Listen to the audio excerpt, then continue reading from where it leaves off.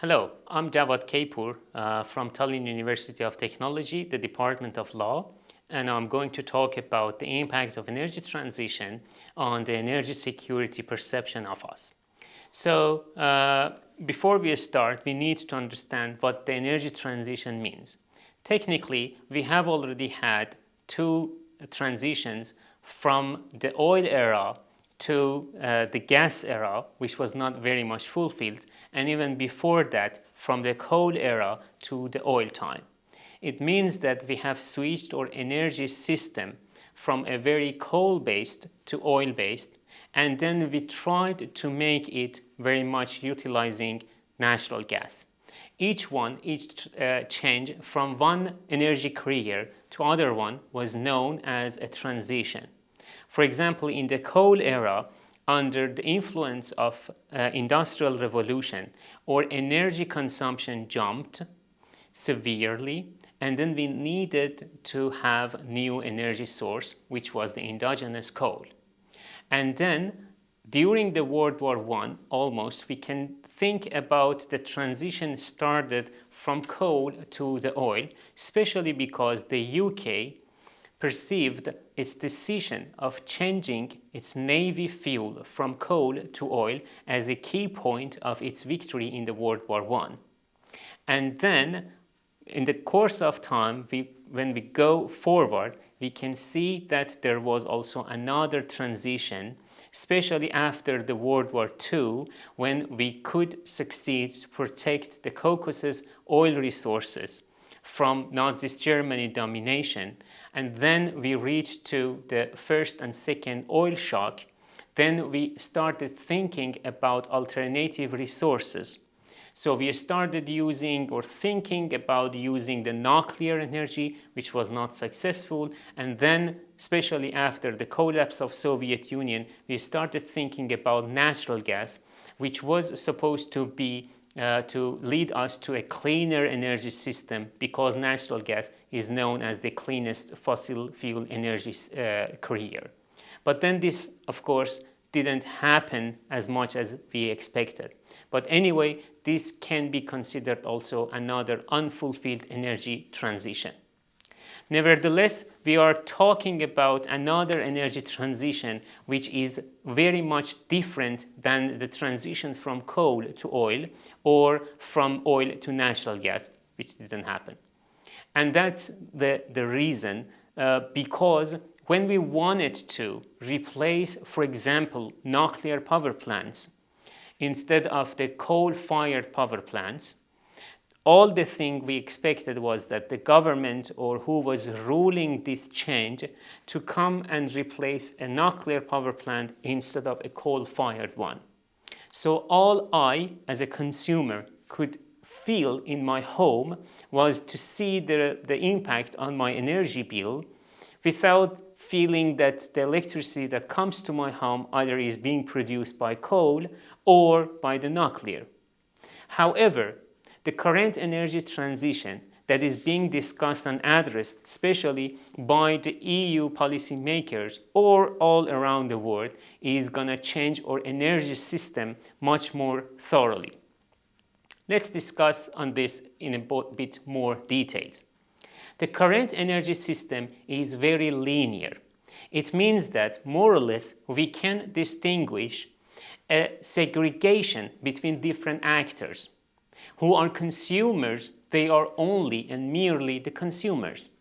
Imagine that you are at your home, so you just use natural gas, electricity, any other energy carrier.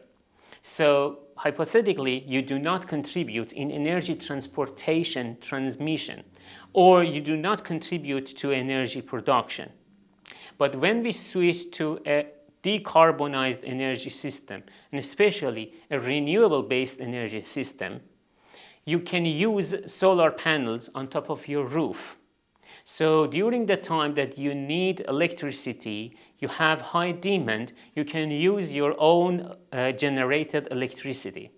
But during the time that you are not at home or you produce much more than you need, you have the possibility to sell your electricity. So you are contributing to the energy generation. At the same time, we have new actors like the storage owners, those who aggregate the demand and the supply and try to match these two together. At the same time, if we focus on the electricity system, we can realize that we don't need the very extensive country-wise electricity system, the grid. So we can have energy communities. Small part of the producers, the consumers, they can collect, they can get together and communicate on their energy basis, demand or supply. So it means that the whole energy system is going to be severely impacted by the energy transition. And as a result, instead of a linear energy system, we are going to have a circular energy system. The big question for us is that how this energy transition would impact the energy security and or perception of the energy security. Well, the issue is not that much straightforward. In a sense, at least, we have three classes of scholars who believe and interpret this issue differently.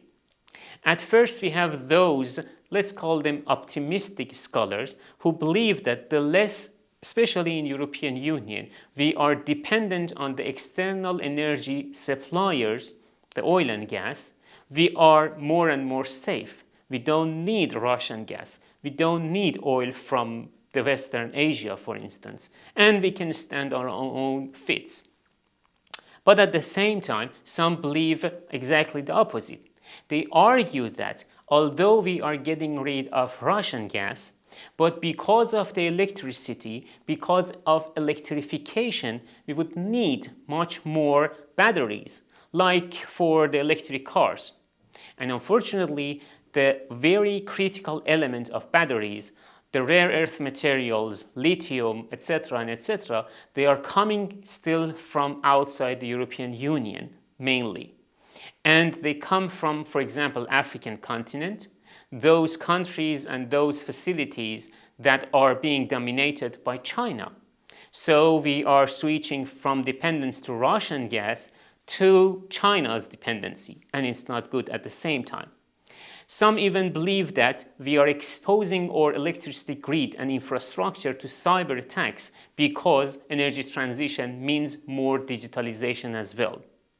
And then if we want to dump the electric cars and the batteries, then the recycling system is not very much well known yet, and it can be much more pollutant.